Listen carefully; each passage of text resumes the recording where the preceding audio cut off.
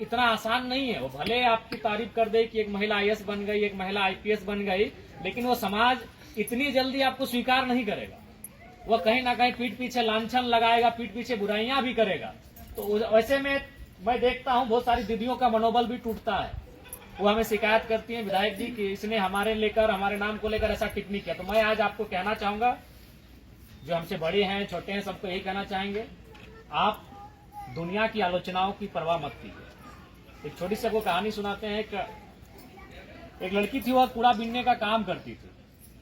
वह जब भी कूड़ा प्लास्टिक बीसने काम करती थी, तो जब वो किसी गांव में प्लास्टिक बीसने जाती थी, वहां चार कुत्ते आकर उसको भौंकते थे, लेकिन वह उनकी बातों को अनसुना करती थी। वह दूसरे गांव में चली जाती थी, और जो चार कुत्ते उस गांव में भुगते थे वो दूसरे गांव में नहीं जाते थे। फिर वो वहां कूड़ा चुनती थी, प्लास्टिक चुनने का काम करती थी, वहां नए चार कुत्ते आकर उसको भोगते थे।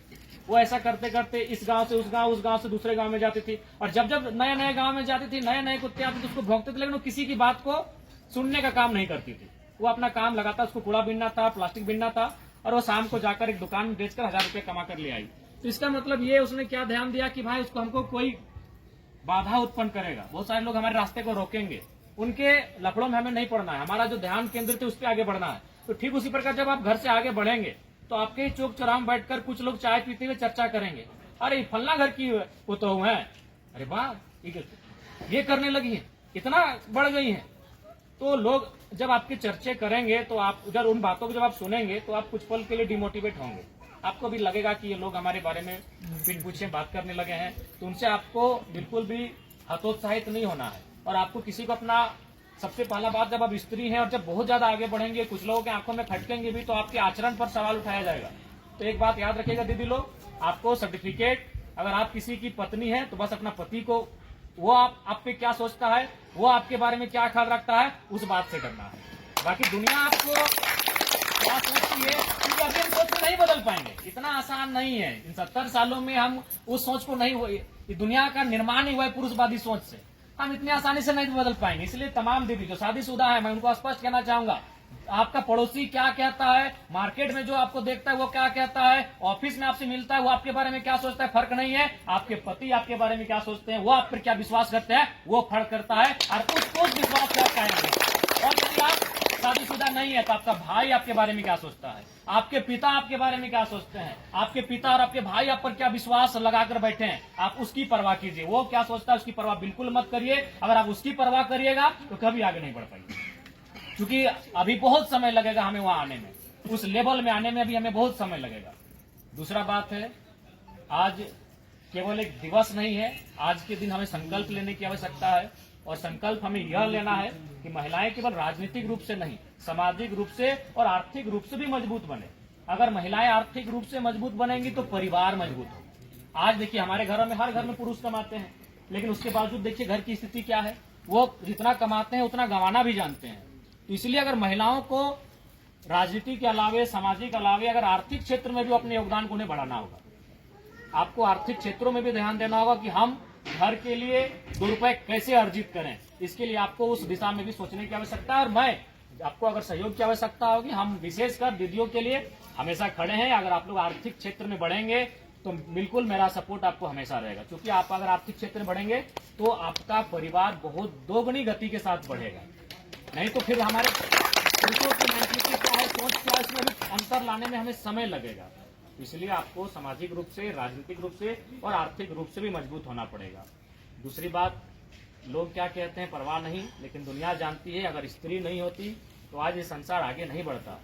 आज भले कोई गीतकार, कोई लिखने वाला महिलाओं को कहे कि वो फूल होती हैं, वो नाजुक होती हैं, कोमल होती हैं, मैं भी मानता हूँ, लेकिन क्यों होती है इस पर किसी ने चर्चा नहीं किया। आज कई गीतकार आए, उन्होंने गीत गा दिया, एक स्त्री को फूल से संबंधित कर दिया कि ये फूल जैसी होती है, नाजुक होती हैं, लेकिन क्यों होती है इस पर किसी ने चर्चा नहीं किया। मैं भी मानता हूँ प्रकृति ने शारीरिक रूप से महिलाओं को पुरुषों की तुलना में कोमल बनाया है, लेकिन क्यों बनाया है दीदी लोग, ये आपको जानना चाहिए। इसलिए बनाया है कि महिलाएं आविष्कार के लिए आई। आप आविष्कार करते हैं, आविष्कार यानी जन्म देती है, जन्म देना आविष्कार होता है। तो जो जन्म देती हैं, जो आविष्कार करती हैं, उसको कोमल बनना पड़ता है। आपने घड़ा किस चीज से बनता है?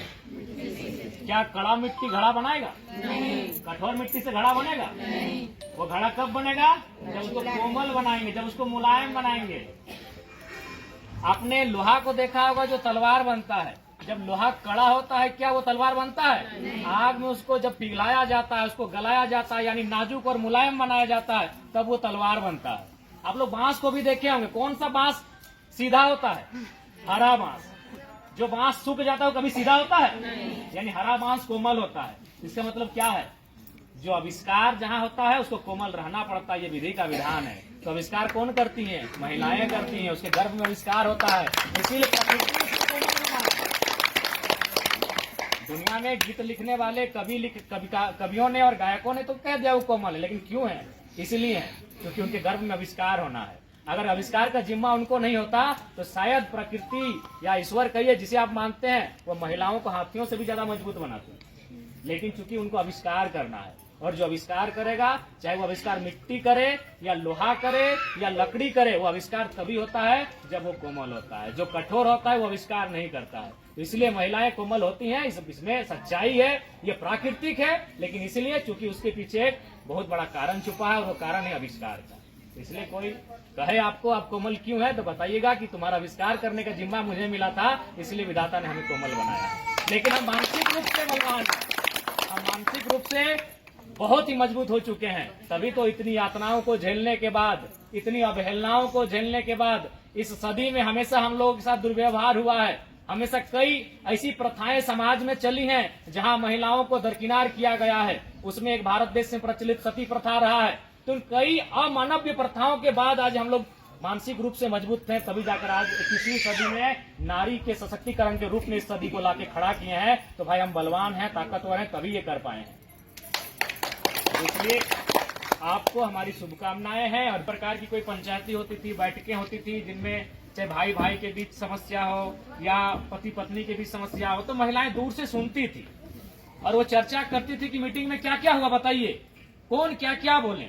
लेकिन आज समय बदला है, आज महिलाएं उस मीटिंग में बैठती हैं। आज लगभग झारखंड में 100 में 54 मुखिया महिलाएं, कहीं ज्यादा भी हो सकता है, क्योंकि वो आरक्षण के तहत जो हमारा 54% है। तो कुल मिलाकर संविधान ने जो नियम कानून जो प्रक्रियाएं की, इसमें महिलाओं को सम्मान मिला। आज ये तो है कि कम से कम पुरुषों के सामने महिलाओं कुर्सी में बैठकर पदाधिकारी बनकर, और सबसे बड़ी बात है कि अब वो देश की राष्ट्रपति भी बनी है। आज वर्तमान में एक महिला इस देश की राष्ट्रपति है। राष्ट्रपति से हम लोग पहला नागरिक कहते हैं। यानी कि देश में आज अगर 1.5 अरब जनसंख्या हमारी होने वाली है, लगभग हो ही गई, अगर उसकी हम गिनती करेंगे तो 1 नंबर पे हम राष्ट्रपति को रखते हैं, तो वो एक महिला है। लेकिन हमें लगता है उसके बाद भी बहुत कुछ करने की आवश्यकता है। आज भी हमें लगता है कि महिलाओं को जो सम्मान मिलना चाहिए था, जो अधिकार मिलना चाहिए था, उससे वो वंचित हैं। इस बात को हमें मानना होगा।